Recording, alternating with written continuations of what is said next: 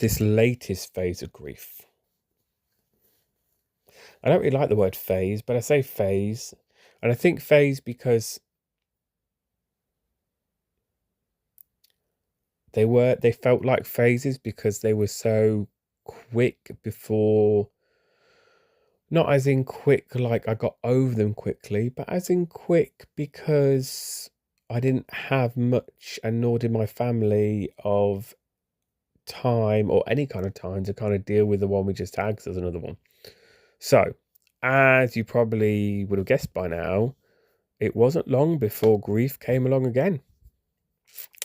Oh, yes, indeed. So, I was still in my early teens by this point. So, I'd obviously, as you've read before in my other chapters, I'd been through the death of Barbara and kind of was dealing with that, and then was supporting my friend through the death of his father. And I'd put that grief on hold for Barbara, and then after the death of my friend's father, I'd come back to the grief with Barbara.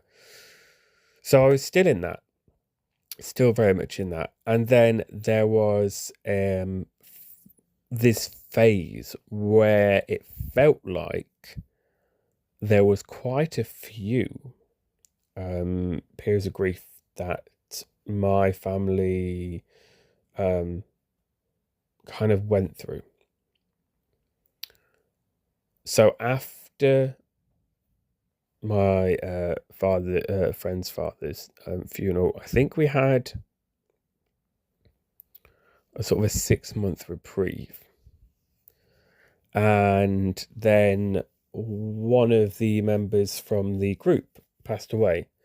Now, as I said before, this group consisted of various individuals with various different needs, various different life limiting conditions, and lots of different backgrounds. The individual that died in the group, the 6 months after my friend's father, was someone who lived to be of a good age, and just died of old age, which was my first experience of somebody just dying of old age, and kind of like naturally, in the way I suppose it should be, that they'd had this long life. And that felt foreign to me. That felt really strange because I'd not had that before. I'd not had that. They'd had a long life and they died peacefully. Because to me, death at this point didn't feel like it would be peaceful and okay. Because even though Barbara, I was told it was peaceful, she was in hospital, she wasn't in any pain, I suppose is a way of my brain dealing with that trauma of losing her and trying to make sense, or doing it in a really bizarre way. It didn't believe that.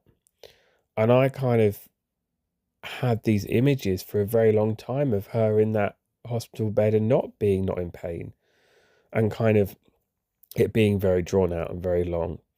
So to be grieving for somebody who had that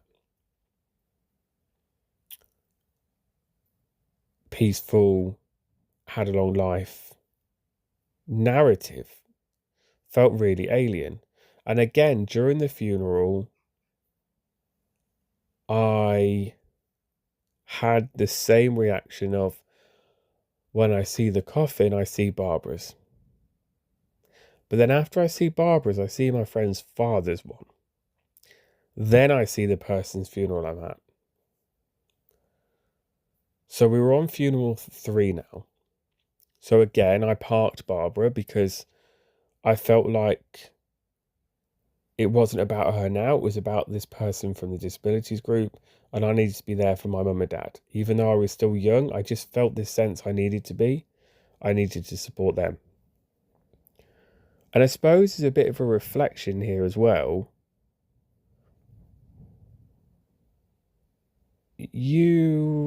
I was then made very aware, more so than I was before, that maybe actually there was a lot more to come.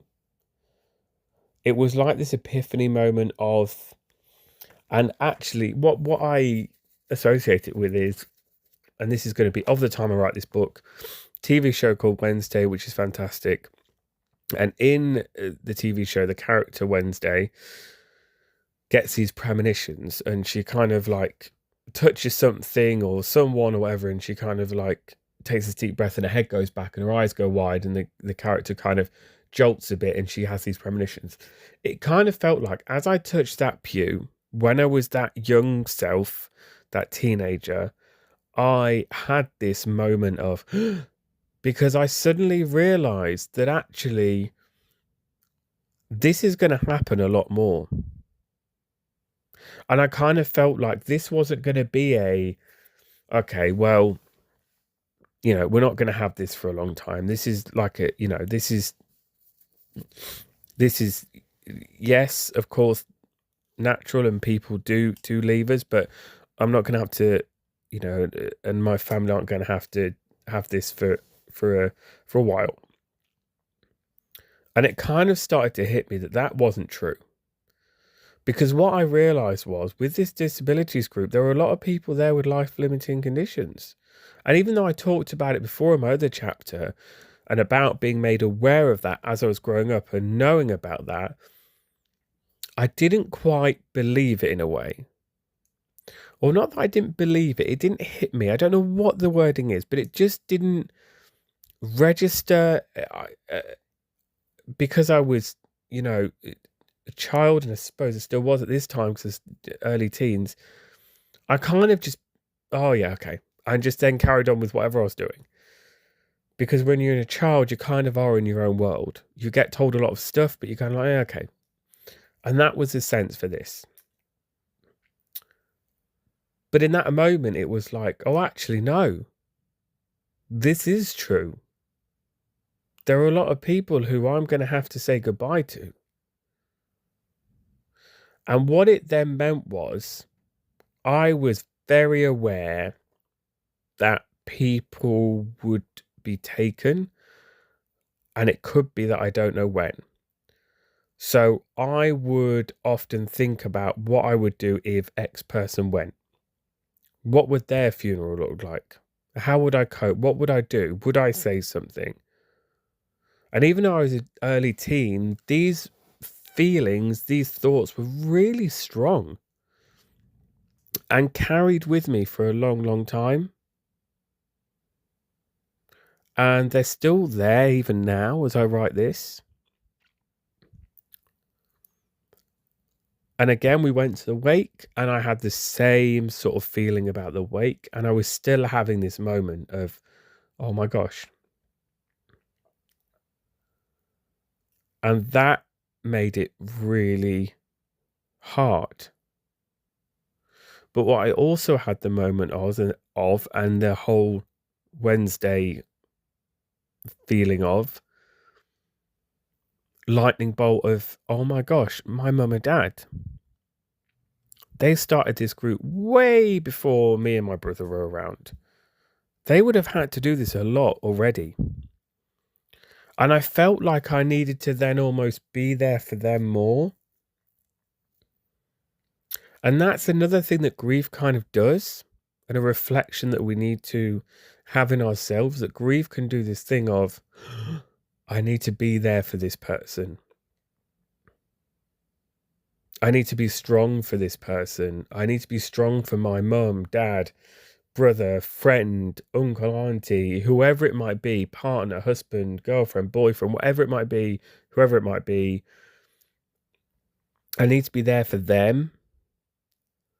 So that strong sense was really powerful for me. And it's a reflection at this point in the book to go, and yes, we're early on in the book and there'll be a lot more reflections to come, but to kind of, if you're reading this as well, give yourself that grace of, yes, of course, we don't want to become so selfish in our grief that we're not there for anybody, because that is too far the other way.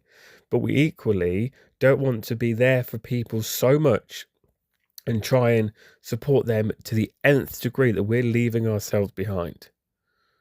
Because when you have a big support network around you, which is incredible when you do, or even if you don't and you just have a few people, it doesn't matter. If you do the whole, I need to be there for them, and that's it, you actually do damage to yourself in the long run far more. And it's okay to sometimes be like, actually, I can be there for you. And I will be there for you. And I'm trying to be strong for you. But this point in time, I just can't be. Because this grief I'm feeling, this losing this person, is so painful. I need to work through that first. Or it could be today, for whatever reason, I can't quite support you as well as I could because I need to just journal what I'm going through. I need to just cry what I'm going through. I need to express somehow, some way, what I'm going through without harming me or anyone else. And then I can be there for you. And it's okay to do that. Because grief brings out a very vulnerable side of each and every one of us. It's a real place where we are suddenly feeling like we are exposed to the world. And that in itself can be really, really hard. So you need to take care of yourself. But at that age, when I was those early teens, that whole thought process, that whole reflection, of course it wasn't there. It wasn't there in my mind. It was never there. It wasn't a thing. So I kind of was like, right. So when grief happens, I'm feeling this grief now, and it's probably going to happen again. I need to make sure I'm there for people. I need to make sure it's okay. So I kind of started to become this little, like, feeling like I had to be this little container. Like I had to be this little container. I had to kind of like just make sure everyone was okay. And if I was doing that, then that meant everything was fine.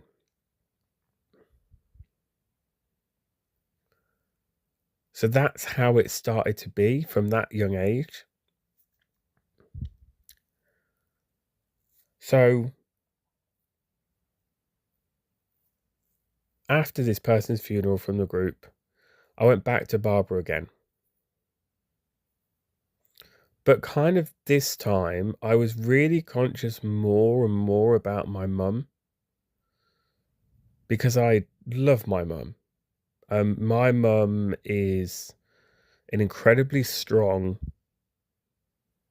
woman who has had to deal with grief a lot before I was around my brother, but also after that. And I was very aware that she was having to deal with and try and understand and go through the process of grieving her very close friend. And I tried to, I don't know, just help as much as I could in my own way. And I don't know how I did that, but I just felt, and maybe it looked like I wasn't, but in my head, that's what I was trying to do. And I remember then gearing up for, at the same time, the next person. So I was kind of going in my head, right, who's going to be next? And that started from early teen. I was like, right, breathe, but be on the lookout. It was kind of like, is it a hare? Is it the hares that, or is it, no, meerkat. Meerkat. It was like a meerkat when they stand on that mound and they're kind of like looking, their heads going from side to side, their ears are pricked up, their little hands are like down by their, their chest, and they're cute meerkats, but they're scanning, they're looking, and they're kind of on the lookout, and they're just checking for this danger. And that's what I felt like I was doing from that early teens, like, okay, and kind of really trying to make the most of every encounter, every sort of thing that happened and that was around me, and every interaction and every celebration, whatever it might be, really intently, like a meerkat, because I was scared that if I didn't, I would then regret when someone else died, because I was like, well, this person might die next. So that was kind of my my thought process, and my headspace, and that didn't go. That stayed with me all the years down the line. It still is a little bit now. It's got better. And even though I said before in another chapter, and I realize I've said, living the best life, I can't stand it, all that stuff, and not having to take every moment. And it's true. That is very strong within me, that I really can't stand that phrase. But subconsciously, without thinking about it, I do that. I'm on heightened mode, because in every interaction, I'm like, right, I've got to make this last. And that's what grief can do to you as well. It can make you more heightened. Now, my friends know, and those who read this that are my friends, if they are reading it, will laugh if they're reading this when I say I am somebody who's very reflective. And I will often, at the end of a night, we used to go on nights out, write some kind of reflective, mushy Facebook post. I will text them a mushy thing of how much I love them and grateful for them. I will write about it. I will do all this stuff, because I'm again on that heightened, I don't want, and again, I will, when we're on nights out, when I'm away somewhere, I will constantly be looking at the watch, because I'm like, I don't want this to end. Equally, of course, because I'm having fun, like anyone does. Oh, we're having fun, don't want it to end. But equally, I'm like that meerkat again, because I'm like, because what about if I get a call the next day and this person's died or this person's gone? So I would kind of be like, if I don't take all this in now, I'm going to regret it. And that is what my meerkat brain does. Now, as I've said before, through a lot of therapy and through maturing and through understanding, that meerkat brain's lessened a bit, but it's still there and it's still quite strong. And it kind of is activated a lot after grief. After any form of grief now, that meerkat brain is like up there, and it's like scan, scan, scan. And I have to be really subconscious of that. So back to being this early teen, this meerkat brain was on. And I was very, very aware that somebody else was going to go. And I was also kind of grieving something else in a way, I suppose. I was coming to terms with who I was. I knew for a long time about my sexuality, but I was starting to understand it more and more and more, because in secondary school, you start to notice people around you more. I start to notice the my peers around me and my male peers, and kind of seeing them in different light.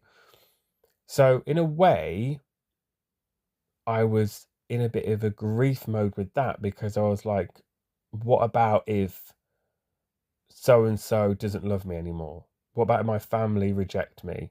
So I was kind of preparing for another set of grief in terms of that. So there's a lot of complications going on at this point. It was a very messy time. And obviously, for anybody, teenage years are messy, because our brain, anyway, this is, scientifically shown and proven, our brain goes through a complete rebuild during our teenage years anyway. It goes completely back, it gets stripped back, and it rebuilds itself. And that in itself is messy anyway. So I was a little bit all over the place. So even though I was meerkat mode, getting ready, knowing, I was still completely oblivious to what was to come.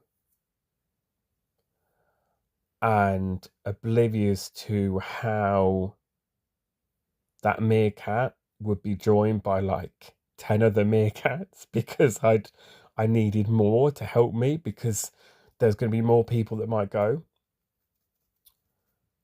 So meerkat mode was activated 100%.